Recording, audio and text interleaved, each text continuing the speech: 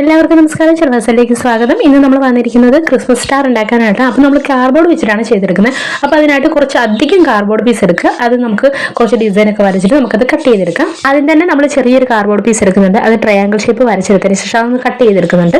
അതിനുശേഷം അതിൻ്റെ ആ ട്രയാങ്കിൾ ഷേപ്പിൻ്റെ സെൻറ്റർ ഭാഗത്ത് ഒരു ചെറിയൊരു ലൈൻ ഇട്ട് കൊടുക്കുക. അത് ജസ്റ്റ് നമ്മളൊന്ന് കട്ട് ചെയ്തെടുക്കുന്നുണ്ട്. അങ്ങനെ നമുക്ക് ഒട്ടിച്ചെടുക്കുമ്പോഴത്തേക്ക് ഒരു സ്റ്റാറിൻ്റെ ഷേപ്പ് വരാൻ വേണ്ടിയിട്ടാണ് ഇങ്ങനെ ചെയ്യുന്നത്. അപ്പോൾ ഇതൊന്ന് രണ്ടും ഒന്ന് കട്ട് ചെയ്തെടുക്കുകയാണ്. ട്രയാങ്കിൾ ഷേപ്പിൻ്റെ സെൻറ്ററിൽ കണ്ട ആ ഒരു ഭാഗം കൂടെ നമ്മൾ കട്ട് ചെയ്തെടുത്തതിന് ശേഷം അതെല്ലാം കൂടെ ഒന്ന് ഒട്ടിച്ചെടുക്കുന്നുണ്ട്. കോൺ ഷേപ്പ് പോലെ വേണം ഒട്ടിച്ചെടുക്കാനായിട്ട്. അപ്പോൾ നമ്മൾ സ്റ്റാറിൻ്റെ ഷേപ്പിൽ എല്ലാം ഒന്ന് ഒട്ടിച്ചെടുത്തിട്ടുണ്ട്. നമുക്ക് ഒരു സൈഡിലേക്ക് വേണ്ടത് 10 എണ്ണവും മൊത്തം രണ്ടും കൂടെ കൂട്ടി നമുക്ക് 20 എണ്ണം വേണം കേട്ടോ.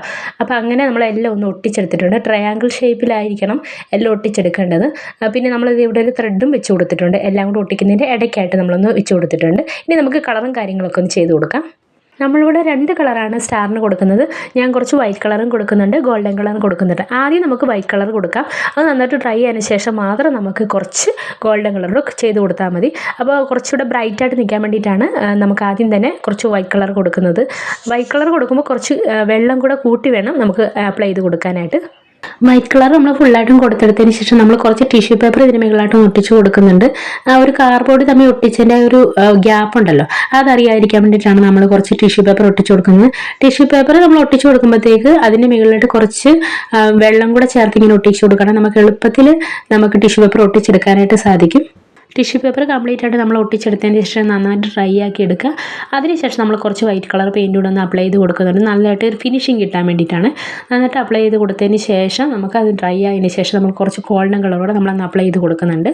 ഇപ്പോൾ ഗോൾഡൻ കളർ വേണമെന്നില്ല, നമുക്ക് ഏതെങ്കിലും ഇഷ്ടമുള്ള കളർ കൊടുക്കാം. ഇപ്പം എനിക്ക് ഗോൾഡൻ കളർ ഇഷ്ടമായതുകൊണ്ട് മാത്രമാണ് ഞാനിവിടെ ഗോൾഡൻ കളർ കൊടുക്കുന്നത്.